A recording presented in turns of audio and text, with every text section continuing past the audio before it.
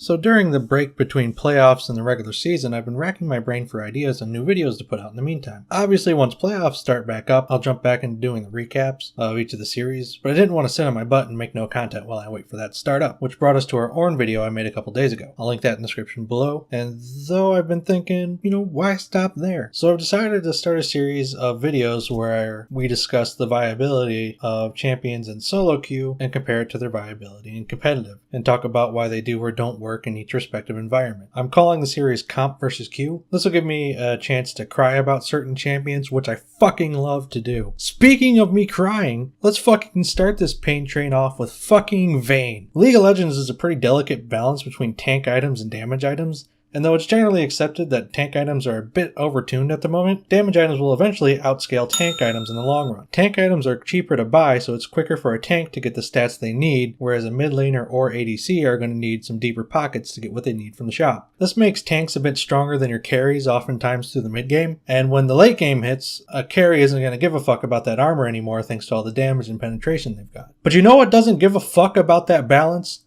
Percent health fucking true damage, which Vayne has a fuck ton of. Vayne's kit's pretty simple. Her passive lets her chase down people by giving her move speed towards enemy champions. Her Q is a short dash and a low cooldown that enhances her next auto attack. Her E is a knockback that stuns enemies if they collide with terrain. And her ult enhances her passive while granting her some additional AD and making her invisible for a short time when she uses her Q. These abilities combined make her a tricky target and give her some outplay potential, with her Q making her more mobile and allowing her to try and line up some stuns with her E. But the bread and butter of her kit is her W. Vayne's W is a 3-hit passive that does up to 12% of a target's maximum health as true damage, with a minimum of up to 120. Add all that together and this lady does a lot of damage, and doesn't really give a fuck about your Gargoyle Stoneplate. All that health just means she does more damage, and given that a Blade of the Rune King is core on her, she does percent HP damage on every auto attack, not just the third proc. All this makes her pretty much the best tank killing ADC in the game, and in a competitive meta where tanks are fucking everywhere, you think she'd be all up in this. Well, not quite.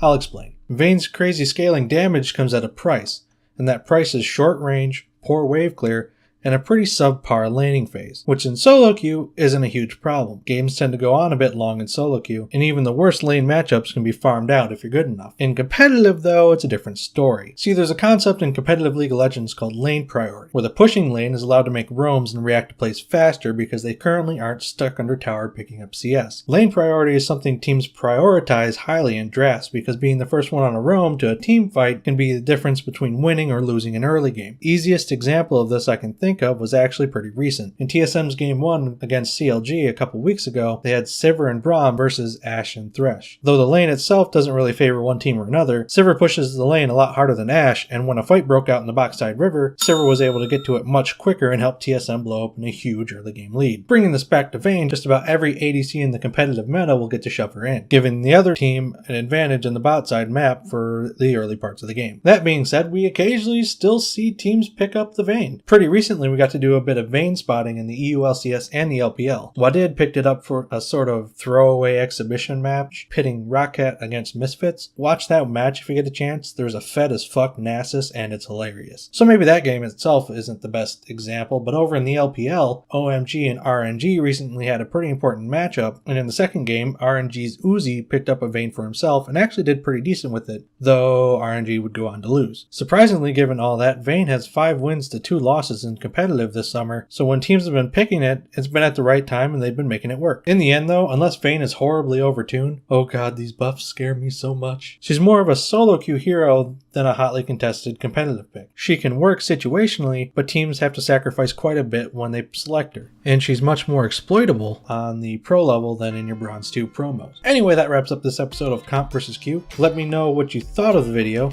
Like this video if you liked it, dislike it if you didn't like it, leave me a comment below if I sounded like I'm salty about Vayne. I am. I main tanks. I hate Vayne so much. And I'd ban her if I didn't have to ban Fiora. And subscribe for more content like this. I'll see y'all in my next video.